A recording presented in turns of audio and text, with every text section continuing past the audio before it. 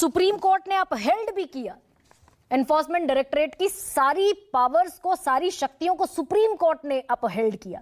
Surendra Rajput review भी चल रहा है। हाँ, सुरेंद्र राजपूत, अब सुप्रीम कोर्ट का जिक्र आया, सर्वोच्च अदालत का। आप लोगों ने भी PIL लॉन्च किया था, आप लोगों ने भी याचिका दाखिल की। सुप्रीम कोर्ट ने कहा कि IPC यानी कि इंडियन पीनल कोड से PMLA का कंपैरिजन नहीं हो सकता, ECIR से FIR का कंपैरिजन नहीं हो सकता, क्योंकि prevention of money laundering act एक बड़ा और सख्त कानून है, तो तुलना नहीं हो सकती।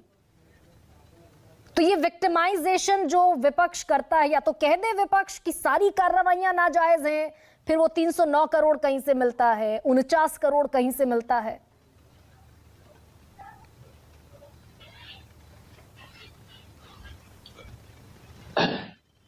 गरिमा, जवाब दूं? Please carry on sir. जी शुक्रिया। एक अहमद फराज का शेर था गरिमा, कहते ना कि खामोश हो क्यों दादे जफा क्यों नहीं देते, और बिस्मिल हो तो कातिल को दुआ क्यों नहीं देते। तो मसला क्या है कि यहां पर बिस्मिल है, अगर ये कातिल को दुआ नहीं दे रहे हैं तो हमें विक्टिमाइज कर दिया जा रहा है। हम सुप्रीम कोर्ट को एक तरफ रखिए, सुप्रीम कोर्ट की जो रूलिंग होगी उस पर हमारे वकील साहिबान और जो कानून के विशेषज्ञ हैं वो बात करेंगे। हम लोग यहाँ पॉलिटिक्स की बात करने आए हैं, और एक ऐसी बात करने आए हैं समाज की जिससे आप भी सहमत होंगे और हम भी सहमत हो, तभी इस रिजल्ट का बहस का कुछ निकल पाएगा।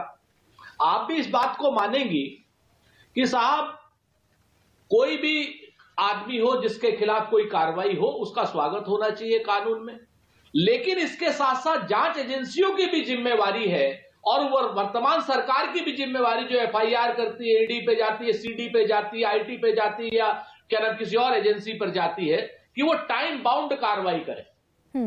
ये तो सब मानेंगे ना। आप मुझे ये बता दीजिए कि हेमंत सोरेन के खिलाफ का घोटाला जो कथित रूप से बात करते हैं वो कब का है? आज से 9-10 साल पुराना। क्या हुआ? जब हेमंत सोरेन चुनाव आते हैं तब वो घोटाला खोलते हैं। आप मुझे बताइए कि ये जो राशन घोटाला है ये कब का है? आप मुझे ये बता दीजिए कि इसके साथ साथ किसी भी प्रोग्राम, कोई भी किसी के भी खिलाफ भ्रष्टाचार का आरोप हो, कानूनी कार्रवाई हो, इसमें कोई दो राय नहीं, लेकिन सेट पैटर्न पे टाइम बाउंड कानूनी कार्रवाई, इस पर तो कोई रोक नहीं है।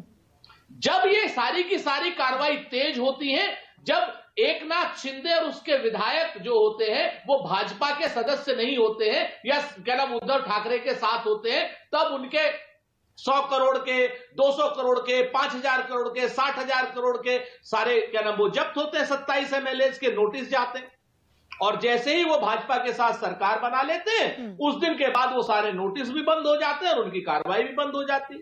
यही हाल अजीत पवार का होता है, यही हाल हेमंत सोरेन का, क्या नाम, हेमंत बिस्वा शर्मा का होता है, यही हाल छगन भुजबल का होता है जो 7 साल 4 साल जेल रहे हमारी वजह से, और यही हाल जो होता है ये नवाब मलिक का भी होता है, जिसके ऊपर ये लोग आरोप लगाते हैं कि वो दाऊद इब्राहिम का साथी है। आज की डेट में अब दाऊद इब्राहिम का साथी नहीं रह गए, क्योंकि वो नरेंद्र मोदी जी के साथी हो गए। तो हमारा प्रश्न जांच एजेंसियों के राजनीतिक दुरुपयोग पर है, सुप्रीम कोर्ट पर नहीं। लेकिन तो ये कहते हैं कि साहब ऐसा क्या होता है कि भाई आपने ये जो प्रश्न आप यहाँ उठा रहे हैं, सुरेंद्र राजपूत, आप जो सवाल उठा रहे हैं जांच एजेंसियों के राजनीतिक दुरुपयोग का, यही सवाल आप देश की सर्वोच्च अदालत के सामने लेकर गए। ED CBI का बेजा इस्तेमाल, PMLA एक्ट का बेजा इस्तेमाल, अरेस्टिंग नहीं होनी चाहिए, ECIR मिलना चाहिए, शक्तियां जो दी गई हैं PMLA के तहत ED को वो कम होनी चाहिए। खारिज हो गई ना लेकिन अदालत में बात? नहीं, खारिज नहीं हुई। मैं फिर से आपसे कहता हूं कि इस तरीके की जितनी बातें हैं ये भारतीय जनता पार्टी और उसका सपोर्टेड, मैं आपको नहीं कह रहा, मैं पहले कह दूं, चूंकि आप बिल्कुल सत्य का शो करती है, आपके साथी जो बाराती जो लोग हैं जिसको हम गोदी मीडिया कहते हैं, वो गलत तरीके से प्रस्तुत करते हैं। हमने कभी नहीं कहा कि हम जांच एजेंसियों का विरोध कर रहे हैं, हम तो कहते हैं कि साहब टाइम बाउंड कर दीजिए। हम नहीं कहते कि गिरफ्तारी। आप मुझे बता दीजिए, आज की डेट में शराब घोटाला है दिल्ली का, शराब घोटाले में 3 महीने लगे, 4 महीने लगे, 6 महीने लगे, सुरसा की तरीके से समय बढ़ाते जा रहे हैं। जिसको चाह रहे हैं अरेस्ट कर ले रहे। हम कहते हैं आपसे, आरोप को अपराध क्यों बना रहे हैं आप? लेकिन सुरेंद्र राजपूत, जिसको चाहे, एक सेकंड में यहाँ पर थोड़ा सा रोक रही हूँ आपको, जिसको चाहे उसको अरेस्ट तो नहीं कह सकते, क्योंकि नीतीश कुमार तक कोई जांच नहीं पहुंची है। मैं अभी आज जब इवैल्यूएट कर रही थी तो मुझे नीतीश कुमार याद आ रहे थे, मुझे सुरेंद्र राजपूत भी याद आएंगे, मुझे कांग्रेस के और बहुत सारे बड़े नेता याद आएंगे जिनके खिलाफ कोई जांच नहीं चल रही, कोई समन नहीं भेजा जा रहा। अभी गरिमा जी, मैं आपसे जिम्मेवारी से कहता हूं, कोई बड़ी बात नहीं है। आज आपके मुंह से निकला, हो सकता है आपकी वाणी में सरस्वती बैठी हो, और यकीन मानिए मेरे ऊपर जांच आएगी तो आपके ऊपर भी आ सकती है, नीतीश जी के भी ऊपर आ सकती है।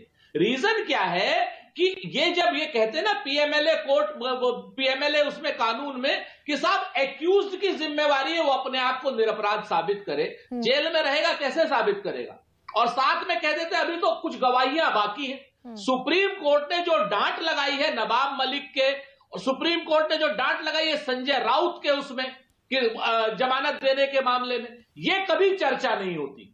हाई कोर्ट ने संजय राउत के उसमें ऐसी डांट लगाई इन लोगों को, ईडी वालों को, कि इनकी नानी याद आ गई, लेकिन उसकी कभी चर्चा नहीं होगी। मैं ये कहता हूं कि टाइम बाउंड तो सबको होना चाहिए। आज हमारी सरकार नहीं है, भाजपा की है, कल हमारी सरकार आ जाएगी, मैं सुरेंद्र तो यही भाजपा वाले चिल्लाएंगे। मैं बता देती हूँ, यकीन मैंने दोनों पक्ष हमेशा सामने रखे। सुप्रीम कोर्ट ने जब ईडी से कहा मनीष सिसोदिया के मामले में कि where is the money trail, you couldn't establish a chain, मैंने वो बात भी रखी।